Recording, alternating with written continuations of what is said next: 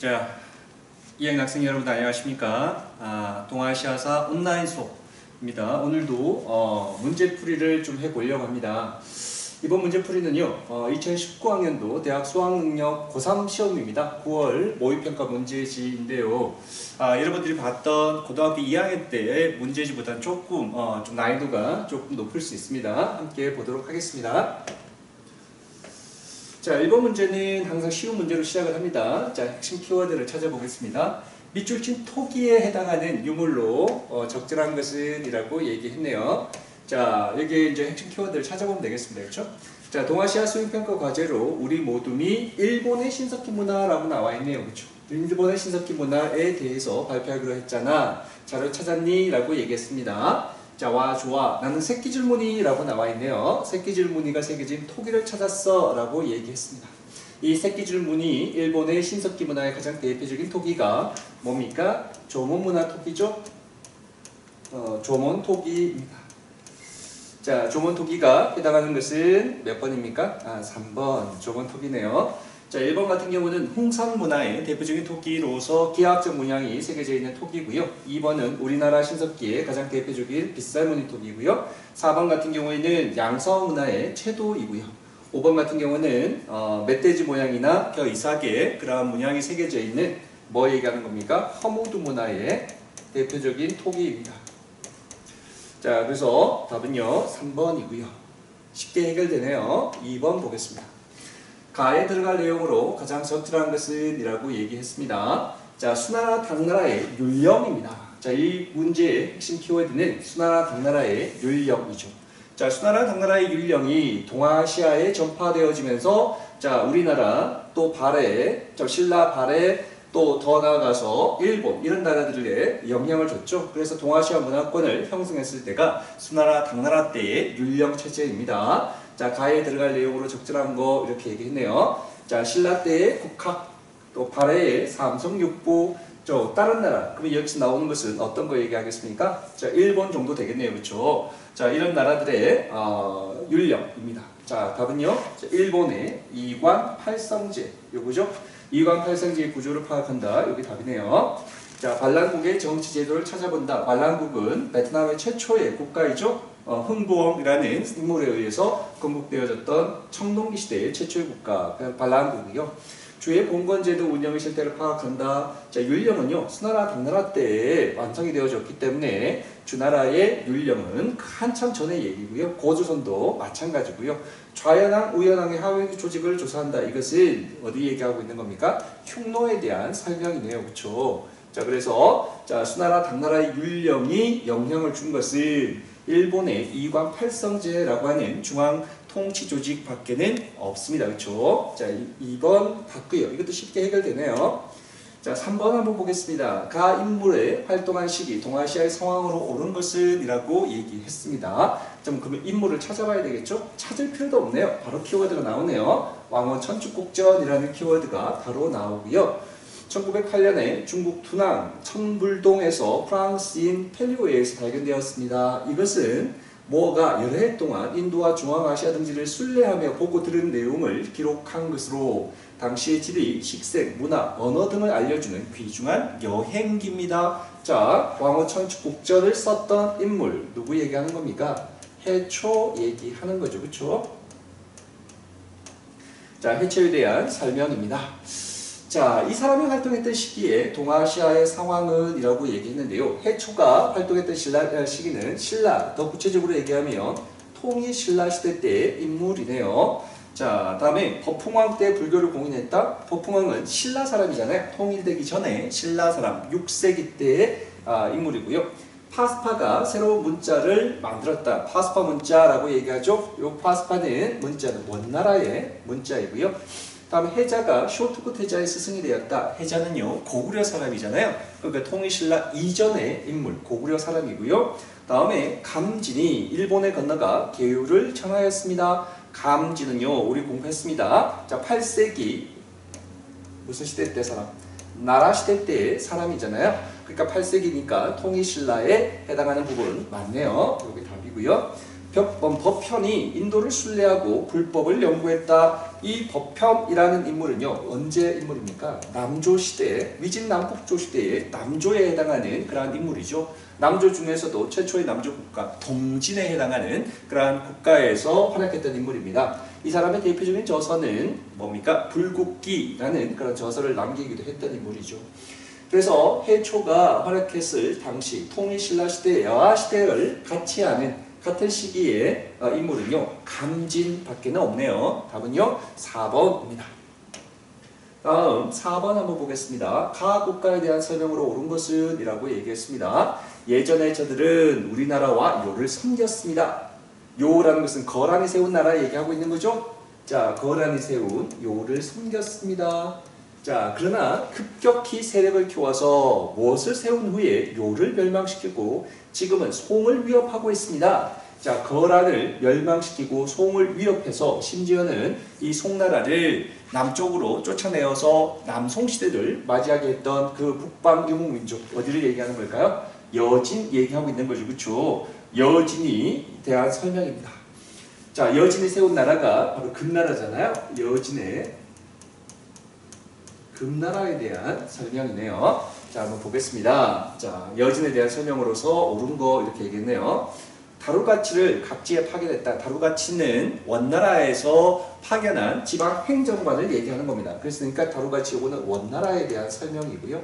다음요, 후진으로부터 연운 16주를 할량받았다. 요거는 뭐 어디에 해당하는 겁니까? 거란에 대한 설명이네요. 거란에 대한 설명이고요. 티베트 계통의 탕구투족이 세운 나라, 이거는 서한이에요. 그렇죠? 서한에 대한 설명이고요.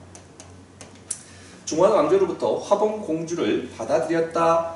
중원 왕조로부터 화봉 공주를 받아들인 것은 우리가 공부했던 뭐 흉노나 토번이나 돌궐이나 뭐 이런 나라들에 해당하는 내용이죠. 그래서 여기는 여진과는 해당 사항이 없겠습니다. 그렇죠? 다음에 부족 전통에 기반한 맹한모국제 나왔습니다. 맹한과 모국제, 요거 맞죠? 요게 여진에 대한 설명이네요. 자, 그래서 답은요, 5번이 정답이네요. 그렇죠? 여진에 해당하는 내용은 맹한 모국제를 얘기하는 부분밖에 없네요. 5번이 정답입니다. 다음 페이지 넘어가고 있습니다. 5번입니다. 다음 자료에 상황이 전개된 당시에 동아시아에 있었던 사실로서 옳은 것, 당시가 어떤 상황인지 봐봐야 되겠네요. 그렇죠? 북주는 돌궐과 화친한 뒤에 매년 10만 필의 비단을 보냈습니다. 북주가 나왔습니다. 다음요, 또 북제라는 얘기도 나왔네요. 북제 역시 돌궐이 침략해 올 것을 두려워하여 많은 제구를 주었습니다. 돌궐의 카간은 나의 남쪽 두 아들이 언제나 공손하니 어찌 물자가 부족할까 걱정하겠는가 라고 얘기했습니다. 돌궐이 나와 있네요. 자, 그래서 남쪽 여기서 두 아들이라고 얘기하는 것은 북주와 북제를 얘기하는 거겠네요. 그렇죠? 그러면 북주와 북제 우리 공부했죠. 그렇죠? 자, 우리 5호 16국을 통일했던 나라가 바로 뭐였습니까? 북위라는 나라였습니다. 효문제에 북위라는 나라였잖아요. 이 북위가 둘로 갈라지죠. 그렇죠? 이게 바로 뭡니까? 서위와 또요 동위로 갈라집니다. 이 서위가 후에 뭐로 이름을 바꿉니까? 북주가 되고요. 북주, 다음에 동위가 북제가 되어지는 거잖아요. 그러니까 지금 이 시대적 배경이라는 것은 위진 남북조 시대에 대한 설명이고요. 더 구체적으로 얘기하면 남북조 중에서도 북조에 대한 그런 설명이다라는 것을 알 수 있습니다. 자, 이때 당시의 동아시아의 상황은 어떤 상황이었느냐라는 것을 묻는 문제죠. 그렇죠? 자, 한국은요, 발해가 건국되었다. 발해는 이때 당시에 건국되기보다 한참 뒤의 얘기죠. 그렇죠? 이때 당시에 우리나라는 삼국시대 정도 되겠네요. 그렇죠? 고구려 신라 백제가 있었던 삼국시대인데, 근데 이때 발해가 건국되었다라고 하는 얘기는 틀린 내용이고요. 다음에 중국의 토목보의 변이 일어났다. 토목보의 변은 원나라이잖아요. 몽골에게 쫓겨서 이때 화를 입은 사건이 있기 때문에 이것은 14세기에 대한 설명이고요. 다음에 남조와 북조로가 대립하고 있었다. 이게 맞죠? 모른다고 하더라도 이게 정답이네요. 그렇죠? 위에 있는 내용은 뭐에 대한 설명이니까요. 북조에 대한 설명이고요. 그 아래쪽에는 한족들이 남하에서 남조를 형성하고 있었잖아요. 그래서 남조와 북조 간에 대립이 있었다라는 것이 정답입니다. 다음에 일본은요, 헤이조쿄가 건설되었다. 헤이조쿄는요, 나라시대 때의 수도입니다. 나라시대 때의 수도이고 이것은 8세기 나라시대 때에 대한 설명이니까요. 자, 이 삼국시대에 대한 내용은 아니고요. 베트남에 응호 왕조가 수립됐다. 응호 왕조의 수립은요, 10세기에 해당하는 내용입니다. 자, 이렇게 구체적으로 여러분들이 세계를 모른다고 하더라도 지금 설명하는 것이 북조에 대한 설명이구나 라는 것만 간파를 하셔도 이 문제는 자연스럽게 해결되는 간단한 그런 문제입니다. 자, 보실게요. 다음요, 6번입니다. 가 국가에 대한 설명으로 옳은 거, 가 국가를 찾아봐야 되겠죠, 그렇죠? 자, 진의 관리였던 나오네요. 찌에우다라는 키워드가 나왔습니다. 찌에우다가 세운 나라다라는 그런 키워드가 나왔으니까요. 찌에우다가 세운 베트남의 나라 뭘 얘기하는 겁니까? 어떤 나라요? 남비엣에 대한 설명이네요. 그렇죠? 자, 남비엣에 대한 설명으로 옳은 것은 이라고 얘기했습니다. 첫 번째, 자, 한무제의 침입으로 멸망하였다. 바로 정답이네요. 그렇죠? 한무제가 이때 쳐들어와서 남비엣을 멸망시켰고요. 또 뭐까지요? 고조선까지 멸망시키게 되어졌잖아요. 자, 여러분들 그 한무제에 대한 설명할 때 했습니다.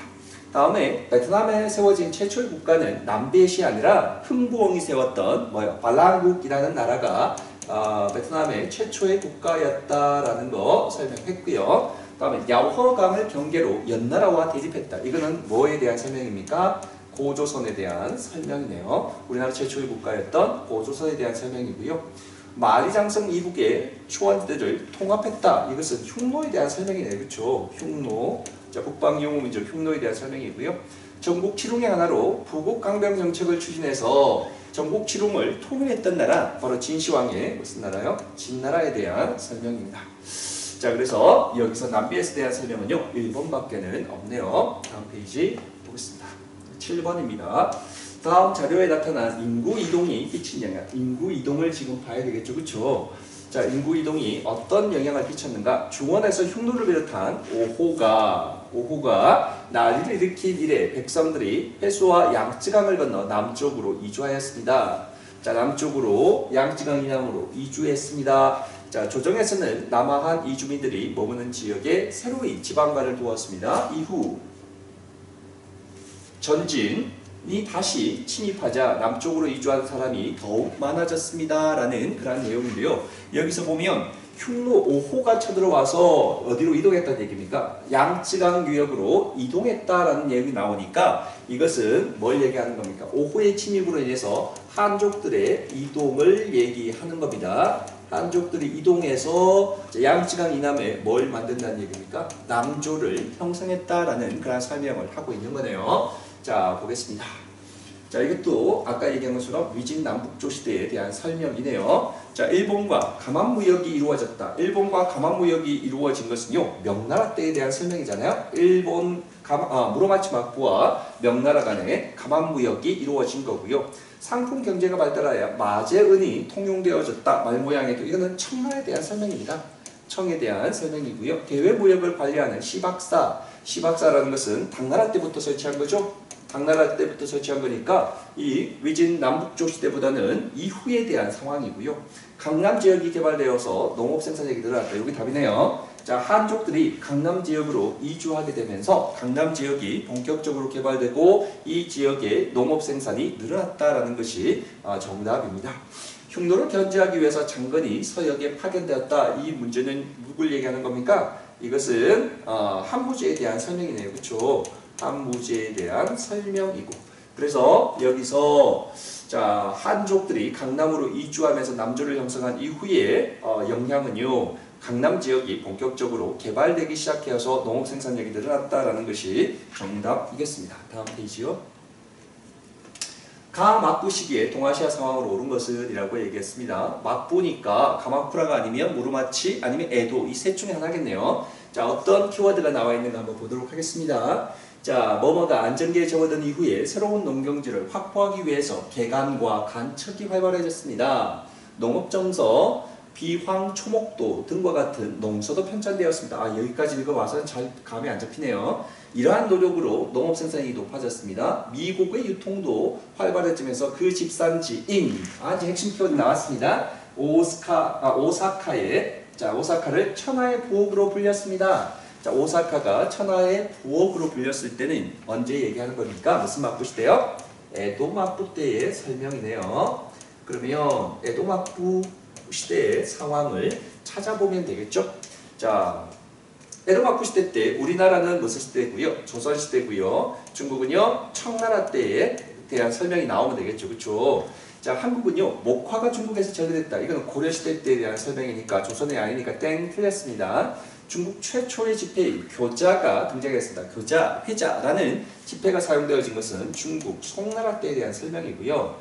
지방에서 시진의 수가 늘어났습니다. 요게 답이죠? 시진의 수가 늘어났다. 요게 정답입니다. 시진이라고 하는 것은 지방에 있는 중소상공업 도시를 시진이라고 얘기하죠. 그래서 청나라 때 이 중소상공업 도시가 더욱더 수가 늘어났다. 맞는 예입니다. 다음요, 1번이요. 귀족, 사원 등의 사유지인 잠원이 늘어났다. 이건 해양시대 때에 대한 설명입니다. 자, 일본의 해양시대 때에 대한 설명이고요. 다음 1번 한번 보겠습니다. 중국 동전을 대량으로 수입해서 화폐로 유통했다라고 나와 있는데 이때 중국 동전을 대량으로 수입했던 것은요. 이때 송나라 때의 동전을 얘기하는 거거든요. 그러니까 송나라 때이니까 일본은 해양시대 때에 대한 설명입니다. 그러니까 에도 막부에 해당하는 그러한 설명은요 3번밖에는 없네요. 그래서 3번이 정답이고요. 다음 페이지 넘어오겠습니다. 자, 문제가 좀 길어서 글자가 좀 작게 보이는데 한번 봐보시기 바랍니다. 다음 자료의 인물이 가 지역에서 목격했을 모습으로 가장 적절한 것이라고 얘기했습니다. 자, 가 지역이 어딘지 보셔야 되겠죠? 자, 여기네요. 가 지역에 대한 설명이니까요. 가 지역이 보니까 광저우라고 나와 있네요. 광저우라고 나와 있으니까 여러분들 기억하시면 되겠죠, 그렇죠? 자, 여기 보니까 민간의 은을 화폐로 사용하는 모습을 보였습니다. 일본 남부에서 고구마가 널리 또 재배되었습니다. 또 천주교 교회를 방문했습니다. 연행사 나왔네요. 핵심 키워드요. 연행사가 도착했다는 소식을 들었습니다. 뭐 이런 내용이 나오니까요. 연행사라는 키워드가 조선에서 어디로 파견된, 청나라로 파견된 사절단을 연행사라고 얘기하죠. 명나라로 파견된 사절단은 조천사라고 불렀습니다. 자, 그러니까 이 시대적 배경은 청나라에 대한 설명일 테고요. 이 청나라 때 광저우 같은 경우는 광저우만 개항하면서 이때 정부로부터 허가받은 상인들, 무슨 상인요? 공행이라 불리는 상인들만 무역을 할 수 있게끔 허가받았잖아요. 자, 그래서 이 가 지역에 대한 목격했을 모습으로 가장 적절한 것은 광저우의 공행무역에 대한 설명을 찾아보면 되겠죠, 그렇죠? 자, 이 대한 설명이니까 교육을 위해서 입항하는 포르투갈 선박이라고 나와 있는데요. 이때 자, 광저우 이 항구 하나만 개항했다 했죠? 이 항구에서 이때 포르투갈 선박이 와서 교육을 했다. 맞는 내용이죠, 그렇죠? 자, 광저우 한 개의 항구만 개항되어 있었으니까 여기 정답이네요. 청나라 때는요. 고구로 돌아가는 마르코폴로. 마르코폴로는 원나라 때 생목인, 가장 대표적인 생목인으로서 이야기했던 인물이고요. 조공을 하러 가는 베트남 리 왕조의 사절단. 리 왕조는요 11에서 13세기 때의 설명이고요. 그러니까 이 청나라 때와는 한참 이전에 대한 설명을 얘기하는 거고요. 다음에 이 병난도라는 키워드가 나왔네요. 병난도는 우리나라의 고려시대 때 최고의 국제 무역항이었다라는 설명했었습니다. 다음 도다이사 개안식에 참석하기 위해 출항하는 승려. 도다이사 나라시대 때에 대한 얘기네요, 그렇죠? 나라시대 때에 대한 설명이고요. 이 도다이사의 개불안장때 개안식에 참석했던 대표적인 승려가 우리가 알고 있는 뭐 감진이라고 하는 그런 승려도 얘기했었던 그 도다이사 얘기하고 있는 겁니다. 자, 여기까지 키워드를 잘 찾아보시면 쉽게 풀리는 그런 문제네요, 그렇죠? 광저우 항구를 개항해서 공행들만 정부로부터 허가받은 상인들만 무역을 할 수 있게끔 했던 청나라 때의 상황을 설명하고 있는 겁니다. 다음요. 가나 조약에 대한 설명으로 옳은 것은 이라고 얘기했는데요. 가 조약은요. 한번 볼게요. 청국과 프랑스와 청국은 베트남에서의 분쟁에서 동시에 개입하여 발생한 전쟁을 종결시킬 것을 원하여 이렇게 얘기했네요. 그러면 이 전쟁은 무슨 전쟁을 얘기하는 걸까요? 청나라와 프랑스가 베트남을 놓고 싸웠던 전쟁이 바로 무슨 전쟁입니까? 1884년에 청푸전쟁이다라는 거 알 수 있네요. 우리나라에 뭐가 일어났을 때요? 갑신정변이 일어났을 그 당시에 청푸전쟁이 1884년에 일어났다. 그 청푸전쟁이 끝나고 난 다음에 결국 프랑스가 승리하게 되면서 맺었던 조약이고요. 다음 나 한번 보겠습니다. 제1조 청국은 조선국이 완전 무결한 독립자주국임을 확인합니다 라고 얘기했네요. 자, 그리고 청국은 군비 배상금으로 9억 양을, 2억 양을 일본에게 지불할 것을 약속했다. 청나라가 배상금을 지불하니까 일본과의 전쟁에서 패배했구나라는 것을 알 수 있네요. 그렇죠? 자, 이 내용을 추측해 볼 수 있을 때 청나라와 일본 간의 싸움이었던 뭘 얘기하는 겁니까? 청일전쟁을 얘기하는 거네요. 그렇죠? 청일전쟁 1894년에 청나라와 일본 간에 맺었던 조약이고 그 조약이 전쟁이 끝나고 난 다음에 일본의 승리로서 마침내 시모노세키 조약이라는 조약이 체결됐던 그 전쟁 청일전쟁을 이야기하는 겁니다. 자, 보겠습니다. 가나 조약에 대한 설명으로 옳은 것은 이라고 얘기했으니까요. 첫 번째 가는요. 응우엔 왕조 수립에 영향을 미쳤다. 응우엔 왕조는요 19세기에 해당하는 내용이니까 이거는 특별하게 영향을 줬다라고 베트남의 응우엔 왕조와는 관계가 없는 내용이고요. 다음에 코친 차이나나 동북 삼성의 한량을 규정했다. 이거는 제1차 사이공 조약에 대한 설명이죠. 베트남이 프랑스에 의해서 개항이 이루어졌던 제1차 사이공 조약에 대한 설명이고요. 다음에 수신사 파견의 계기가 되었다. 수신사는 개항 후에 조선에서 일본에 파견됐던 그런 외교 사절을 수신사라고 얘기하잖아요. 그러니까 직접적으로 청일전쟁과는 관련이 없는 거고요. 다음 태평천국 운동이 일어나는 배경이 되었다. 태평천국 운동은 1852년에 일어났던 거기 때문에 이 청일전쟁 1894년이잖아요. 직접적인 그러한 관계는 없는 거고요. 가나 둘 다 중국 중심으로 한 동아시아 국제 질서가 붕괴되었다는 것으로 얘기한다. 이게 답이죠. 청푸전쟁에서 결국 누가 이겼습니까? 프랑스가 승리를 거뒀고요. 청일전쟁에서도 일본이 또 승리를 거뒀잖아요. 그러면서 청나라가 두 번에 걸친 큰 패배를 하게 되면서 동아시아 내에서 중국 중심의 세계관, 그러니까 화이론, 그죠? 이러한 중화사상 이런 것들이 붕괴되어지는 그러한 계기가 됐던 두 전쟁을 얘기하고 있는 겁니다. 답은요 5번이 답입니다. 자, 청푸전쟁, 청일전쟁 모두 다 중국 중심의 동아시아 국제질서가 붕괴로 이어지는 결과를 가져왔다라고 이야기하는 겁니다. 다음 페이지요. 다음 가상대화에 나타난 유학사상에 대한 설명으로 옳지 않은 거 이렇게 얘기했네요. 자, 얼마 전에 원으로부터 들여온 사서집주를 읽고 큰 감명을 받았네. 사서집주라는 키워드가 나왔습니다.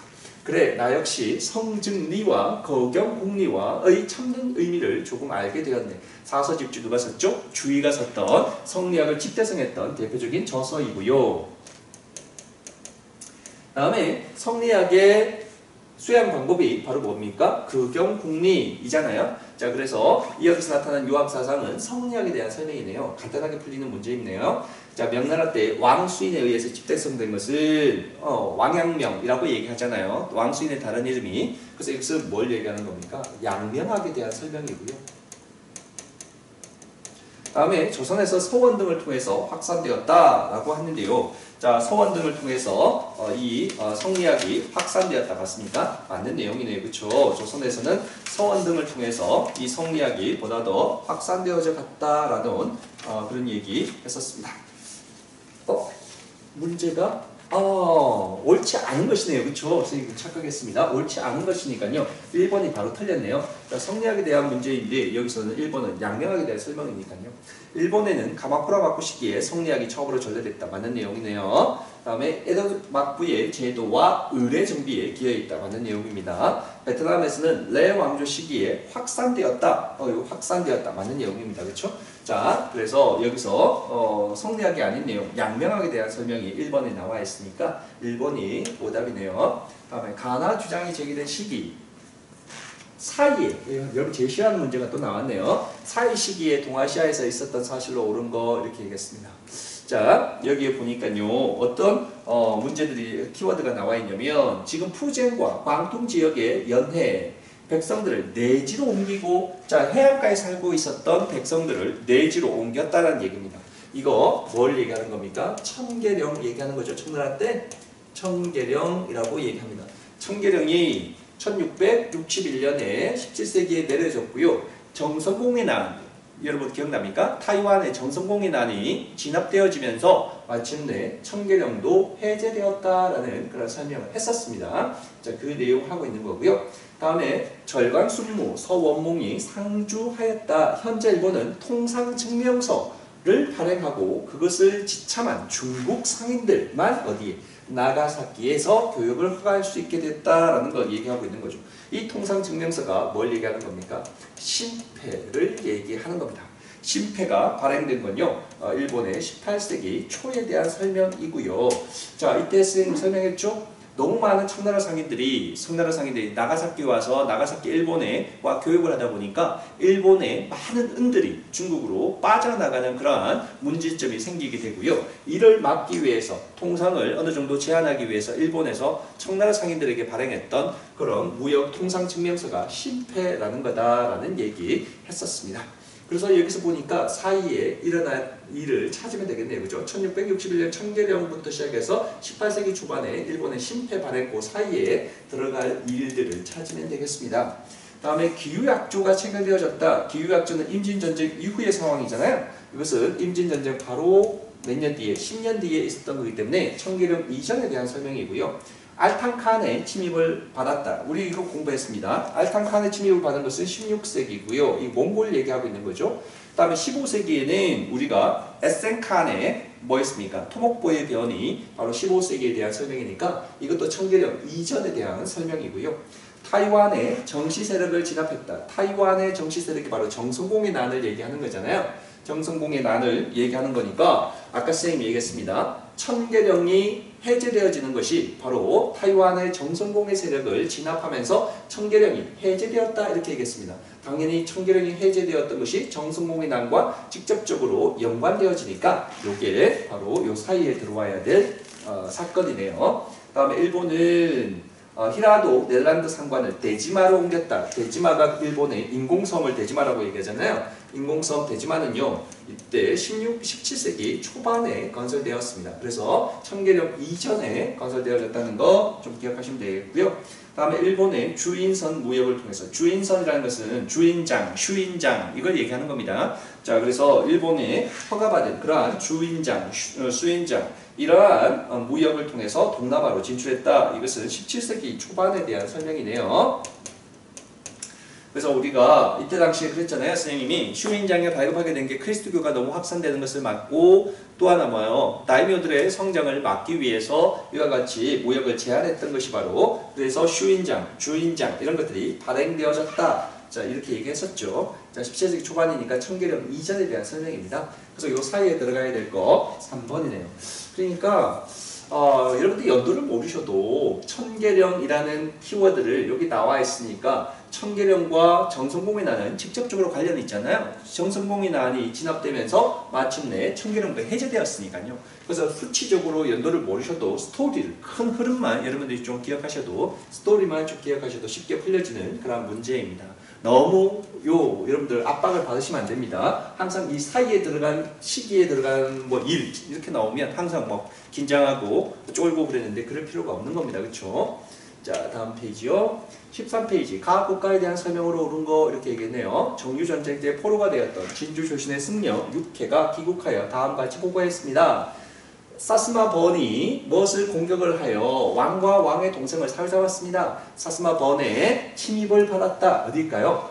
이거 공부했죠? 자, 그래서 사스마 번의 침입을 받아서 이 사스마 번의 내정 간섭을 받았던 지역 어디를 얘기하는 겁니까? 유큐 얘기하고 있네요. 자, 이때 명나라가 무로마치 박부와 가만 무역을 할 때 중간에서 중개 무역을 통해서 엄청난 부를 축적했던 유큐 얘기하고 있는 겁니다. 이게 사스마 그때 이제 중개 무역이 이제 뭐요? 가만 무역이 쇠퇴하게 되면서 이제는 어떻게 되는 겁니까? 유큐라는 나라의 중개 무역도 쇠퇴하게 되고 마침내 사스마 번의 내정 간섭을 받게 되고요. 더 나아가서 일본이 뭐요? 마지막 일본에 결국은 현으로 종속되어지는 그런 결과를 가져왔다는 그 유큐 얘기하고 있는 겁니다. 자, 1번 한번 볼게요. 갈레온 무역을 주도했다. 갈레온 무역을 주도했던 것은 에스파냐에 대한 설명이고요. 다음에 청과 책봉, 조공 관계를 맺었다. 맞죠? 자, 이때는 명나라를 지나서 서스마본의 내정 간섭을 받을 때는요, 이때 청나라였고요. 청나라와 책봉, 조공 관계를 맺었다. 이거 정답 맞습니다. 조선에서는 회답 겸 쇠환사가 파견됐다. 여러분 좀 생소하죠?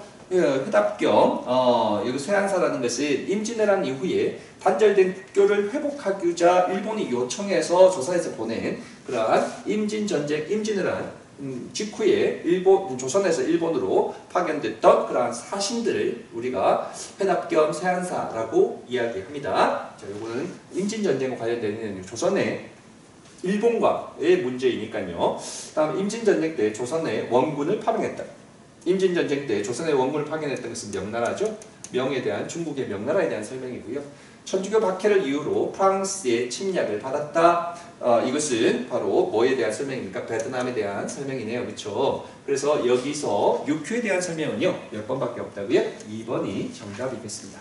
다음 페이지요. 14번에 가나 시기에 사이 시기에 동아시아에서 있었던 사실을 옳은 것은 또 여러분들 또 그러네요. 대외 침략 전쟁에 실패한 이후에 전국의 무사들은 동군과 서군으로 나눠서 세키가하라 전투 핵심이 나왔습니다. 자, 세키가하라 전투를 벌였습니다. 이 전투에서 승리한 동군의 맹주가 새로운 막부를 수립했습니다. 누구 얘기할까요? 도쿠가와 이에야스 얘기하고 있는 겁니다. 도쿠가와 이에야스 무슨 막부요?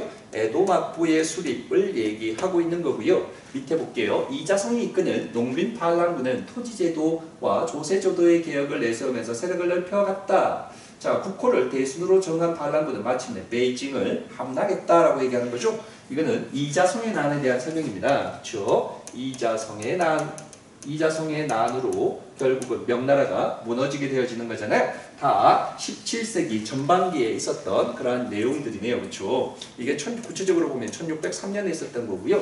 이게 1644년에 있었던 상황인데 모른다고 쳐도 한번 보도록 하겠습니다. 연도를 모르셔도 관계없습니다. 문제를 푸는데 17세기 초반이구나 정도만 좀 기억하시면 되겠죠. 한국에서 인조 반정이 일어났다.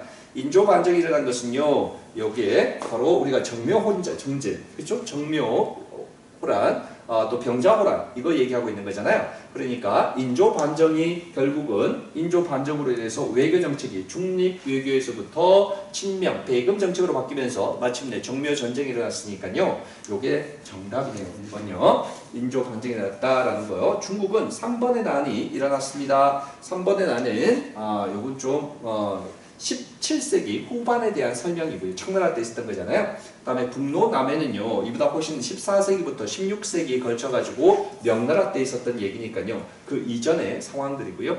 일본은 포르투갈로부터 조총이 전래됐다. 이 조총이 포르투갈로 전래되어지면서 우리가 봤던 센국시대 때, 그렇죠? 전국시대 때 오다 노부나가가 이 조총을 이용해서 전국시대를 통일하는데 이용했다라고 얘기했으니까 이것은 16세기에 대한 설명이고요. 베트남의 쩌능따오야 외침을 격퇴하였다. 이때 쩌능따오의 외침은요. 몽골에 대한 얘기잖아요. 몽골의 원나라에 대한 설명이니까 이게 13세기에 해당하는 내용이니까 이 내용은 택도 아닌 얘기네요. 그렇죠? 그래서 여러분들이 잘 모르셔도 이거는 뭐 3, 4, 5번은 택도 아닌 얘기잖아요. 얼토당토하는 얘기고 3번의 난 이것도 청나라 때의 얘기니까 좀 거리가 시기적으로는 좀 가깝지만 그래도 구체적으로 가장 정확한 그러한 시기에 사이에 있었던 일은 인조 반정 요거겠네요. 그렇죠?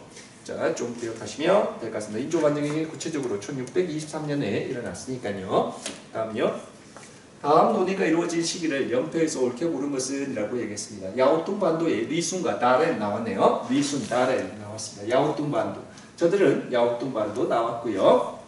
이러한 회생도 치르지 않고 차지했습니다. 아무런 희생도 치르지 않고 얘들이 리순과 다렌을 차지했다. 이렇게 얘기하고 있는 거죠. 그렇죠? 아닙니다. 이 전쟁을 하려는 이유는 가스라 수상과 군부, 어용 상인들의 추악한 이익 때문입니다. 나 고토쿠 슈스이 나왔네요. 고토쿠 슈스이라는 반전운동가죠. 자, 이때 이 고토쿠 슈스이가 활약했을 때는 러일 전쟁이잖아요. 러일 전쟁 때고요. 다음에 야오뚱 반도의 리순과 다렌을 아무런 희생도 없이 청일 전쟁 이후에 일본이 차지했던 일본이 차지했던 그 야오뚱 반도를 삼국 간섭으로 누가 빼앗았습니까? 러시아가 자 일본으로부터 이 리순과 다른 지역을 어떻게 했습니까? 빼앗았던 거죠. 자 그래서 이 삼국 간섭 1895년에 있었던 삼국 간섭과 그다음에 러일 전쟁을 대한 그러한 얘기를 하고 있네요. 자 그 여기 들어가야 될 시기는 어디겠습니까? 청일 전쟁, 바로 이 삼국 간섭이 바로 여기 들어가는 거네, 그렇죠? 1894년에 청일 전쟁이 일어났고, 그 다음에 1895년에 삼국 간섭에 대한 설명이니까요. 그리고 러일 전쟁 전의 상황, 발발 전의 상황이니까 당연히 요 나밖에는 아니네요, 그렇죠? 자, 뭐 간단히 풀리는 문제네요. 다음 16번 보겠습니다. 가 도시에 있었던 사실로 옳은 것은 이라고 얘기했네요. 가 도시는 어떤 도시인지 한번 보시면 되겠네요. 자, 가 도시는요. 보니까 가나가와를 대신해서 개항한 이 도시는 그래프에서 보는 것처럼 몇 년 뒤에 이 나라의 최대 무역항으로 선정합니다. 이 나라에서 최초로 일간지가 이곳에서 발간되어졌습니다. 최초의 일본의 최초의 일간지가 바로 뭔데요? 요코하마의 마이니치 신문이잖아요. 그래서 여기서 얘기하는 이것은 요코하마를 얘기하는 겁니다. 요코하마라는 것을 얘기하고요. 다음에 자 요코하마에 대한 설명으로 옳은 거 이렇게 얘기했네요. 다자이후가 설치됐다. 이게 다자이후는 우리 수업 시간에 안 했는데요. 모르셔도 관계없습니다. 지방 행정기관의 이름을 얘기하는 건데 7세기 후반에 일본에 대한 설명이고요. 경사대학당은 후에 뭐로 바꿉니까? 베이징 대학으로 바뀐다 그랬죠? 그러니까 경사대학장은 당연히 뭐겠습니까? 어디에 설치된 걸까요? 베이징에 설치된 거고요. 베트남 광복회 누구요? 누가 만든 거요?